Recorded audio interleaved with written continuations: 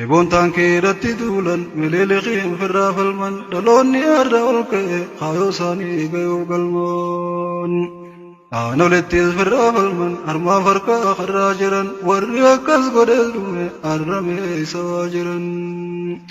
Duuti nama iyyurraa naftu siree irrattis jalaan bahan osoonii waan bahan taate miliiliqaan jalaa bahan. Abbootiin teenya haqaafi falmatanii lubbuu dhaban gootummaa nuu dhaalchisanii har'a seenaa guddoo qaban.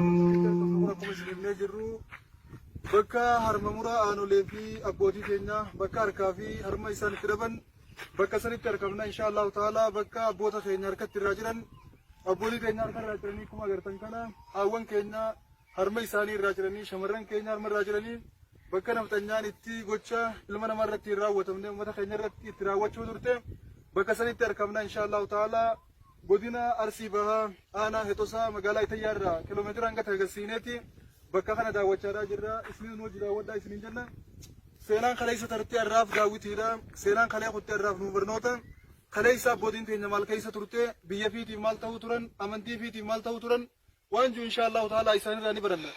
Kaleessa Arsiin kan falmattee harkaa fi harmi irraa jirameef amantii isiitiif falmattee biyya isiitiif falmattee biyya teenya hin kan nu jenii mililik dura dhaabbatanii tikaa kana ta'an amantii teenya jijjiirree amantii biraa dirqamaan hin baaddan nu jenii tikaa Arsiin falmattee harmaa fi harka isiidhaa dhabde.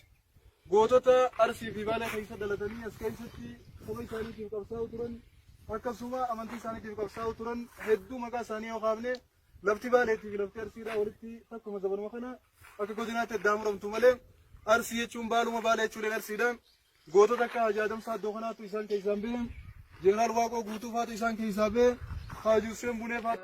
Adamsaa Addootii yaadadha waa'ee Baalee yooniin kaase gootummaa fi jechoota isaa tu'onnee toona roraase. Yeroo mootiin ergaan gaafii itti geesse warra Baalee bakka bu'e Haaji Adamtu deebise. Amantii ta'e isaan lakkisa jetti gaafiin tokko taana afaanii fi amantiillee takkitti irratti dachaana. Eega dhageeffatee bare waan dhufanii yaada isaanii inni zargaa itti qanne tan jettu haatu amanii inni zargaa itti qanne tan jettu haatu amanii. Jennaan irra bobba'anii masjiidotii diddiiganii bakka masjiida irraa diigan mana kaanitti ijaaranii.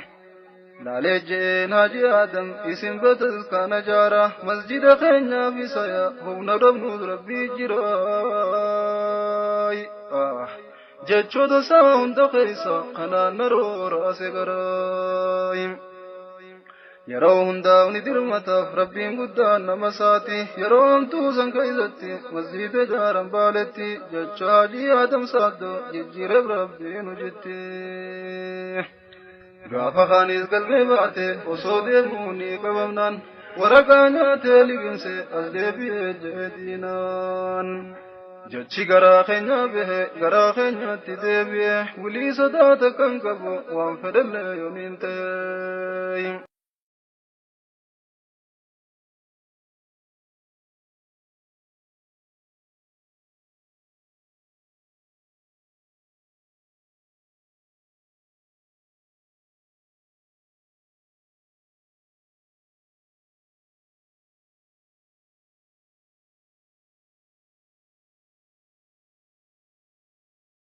Haawwan keenya shamarran keenya warra kaleessa amantii isaanii tiifachuuf lammummaa isaanii sabummaa isaanii hin mulqinu jedhanii